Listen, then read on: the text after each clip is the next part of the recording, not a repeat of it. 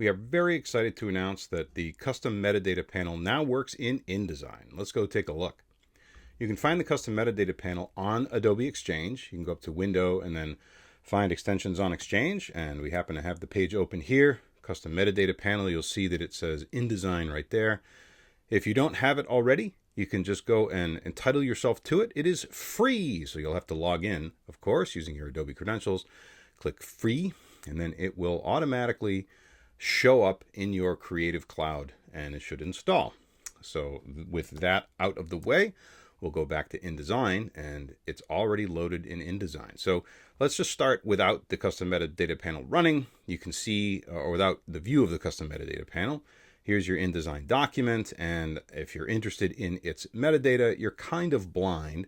You can go over to File and File Info, and then you can start to explore over here. But you're limited to what Adobe makes available in the File Info panel. And if you happen to have a custom schema in your asset system, let's say you're using an enterprise DAM, and there's custom schemas in there, custom properties that you can't see, you know that they're in the assets and you'd like to have access to them, this is the tool that will make that possible. And we have other videos that talk about how to set up the custom metadata panel. It started out in Bridge, which you can imagine, Bridge being a big metadata tool. And so we've expanded it now to also include InDesign. So let's see what it does in InDesign. So we've got an InDesign document open. We don't really want to have to go to File Info and struggle around in there. And so we have the custom metadata panel. I've just now popped it open. I'm going to make it bigger. It's always a good idea if you've got a big screen to pop it out and then make it sit by itself. And right now we are looking at the metadata for this InDesign document. You can see the description right there. And if we go back to File Info, you will see that it reflects the same description. So these are the same, which is great. So having done that, this particular panel, these are the way that the custom metadata panel will start on its own.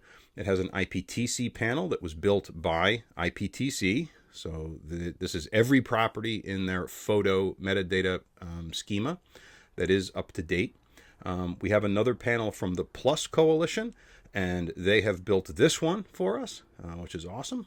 And so these are all the Plus properties. So if you're a photographer and you want to get into that.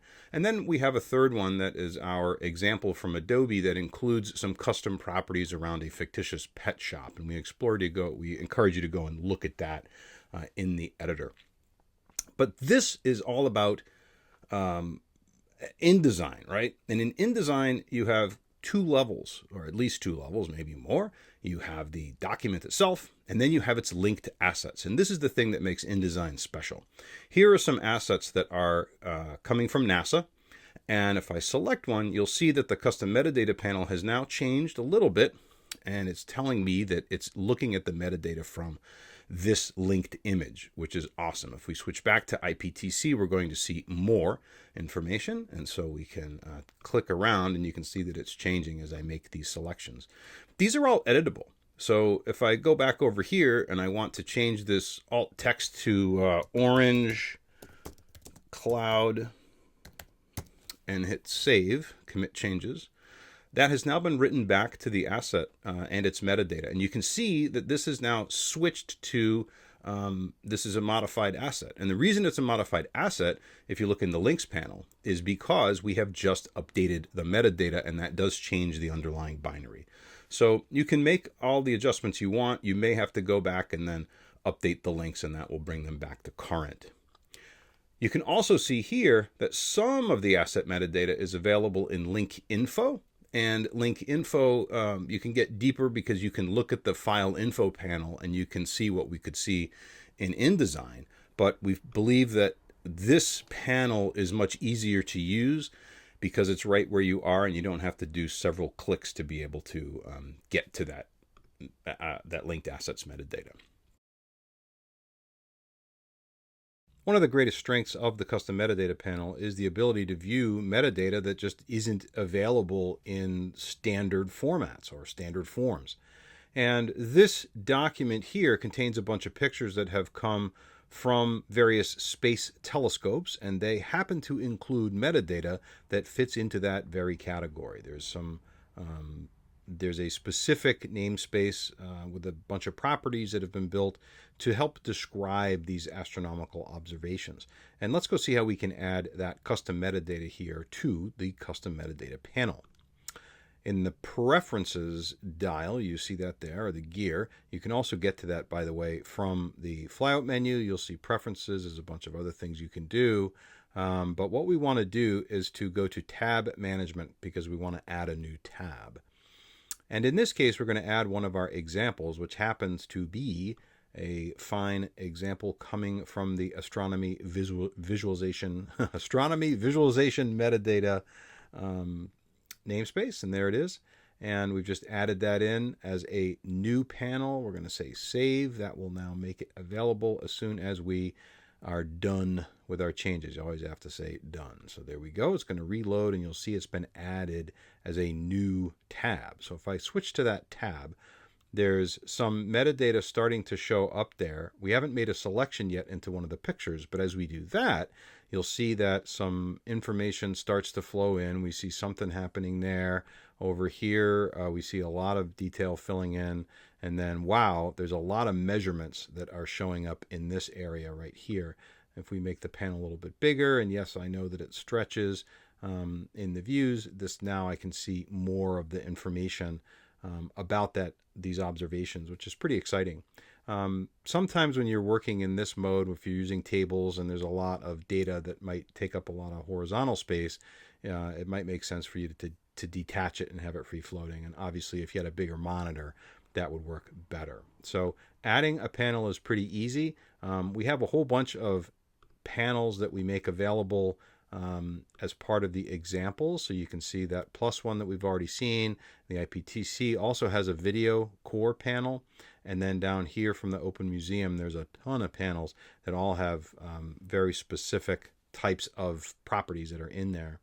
You can also edit these too. So if you click on the editor, then you got you can change its name, and then you can also click on the edit button, which is going to open up the panel into detail. And for each of those rows, each of those properties, you can edit each of those properties and make adjustments. So if you wanted to change this headline, for instance, you could change its XMP prefix if you had a different prefix and namespace.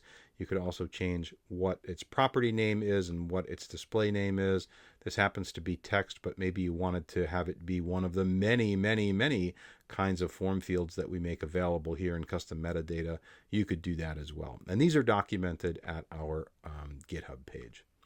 So let us close this up. I'm not going to save any of these changes. We'll just close the windows and bye.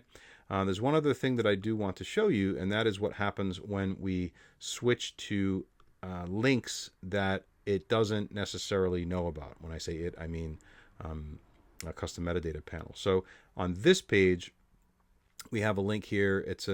It's one of those images that we had seen before. It's a straight, regular old link, and it's placed, and you can see its file name down here. If I pick this one, though, this happens to be a cloud document. And cloud documents don't have, at least that we can detect, a good way to read out the complete XMP packet from those documents. And so we've chosen at this time to not make them available in custom metadata. You can, of course, open the thing and edit it. So it's a document that you've placed, and then you can go to the edit original, if we can find it in here. I should know better where it is. Yeah, I just can't even see it. If I go to the links panel, I should be able to do it here. So I can edit, right? So I can go and edit it with Photoshop or whatever it happens to have available. It's not going to give me a choice. Wonder why that is. Maybe it's too old. I don't know. But normally you'd be able to edit it. The same thing applies to some of these other links too.